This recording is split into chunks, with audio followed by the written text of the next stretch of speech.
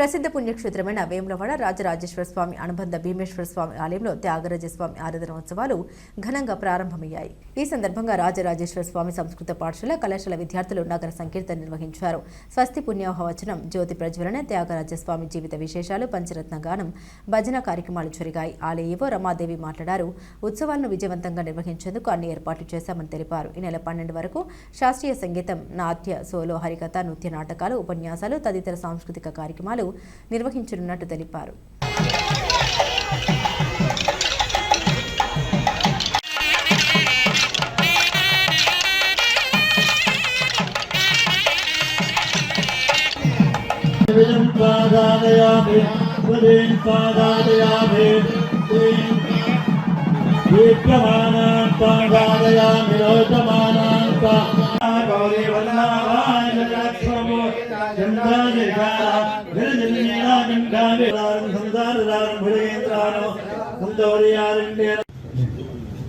सद्गुरु त्यागराज स्वामी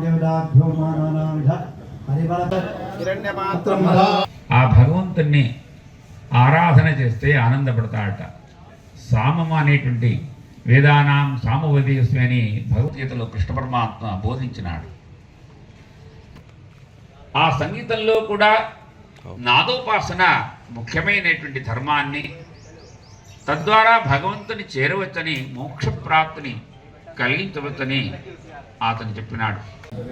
శ్రీ రాజరాజేశ్వర స్వామివారి దేవస్థానం దక్షిణ కాశీగా వెలుగొందున్న సందర్భంలో రాజన్న దేవాలయ విస్తరణలో భాగంగా మనం భీమన్న ఆలయంలో ఆర్జిత సేవలు కూడా జరుపుకుంటూ ఘనంగా అన్ని వార్షికోత్సవాలను కూడా జరుపుకుంటున్నాము.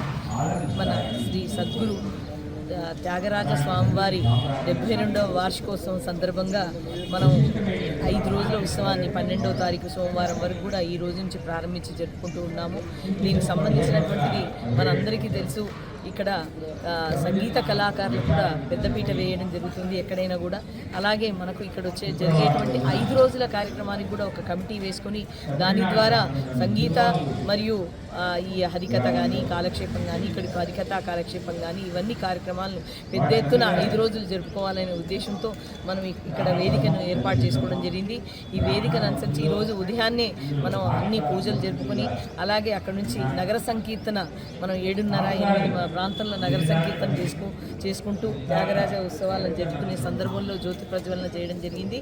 ఇక్కడ పెద్ద ఎత్తున పూజలు జరుపుకొని మనం కార్యక్రమాన్ని ప్రారంభించాము. త్యాగరాజ స్వామివారి ఉత్సవాల గురించి విశిష్టతను కూడా తెలియజేయడానికి ఇక్కడ మనం అన్ని కార్యక్రమాలను ఏర్పాటు చేయడం జరిగింది. ఇక్కడికి పెద్ద ఎత్తున కూడా అంటే మనకు ఎవరైనా కూడా మ్యూజికల్ లవర్స్ ఉంటారు, అంటే సంగీతం అంటే వినని వాళ్ళు ఉండరు. కాబట్టి సంగీతాన్ని ప్రేమించేవారు ప్రతి ఒక్కరు కూడా ఇక్కడికి రావాలని కోరుకుంటూ ఓం నమః శివాయ.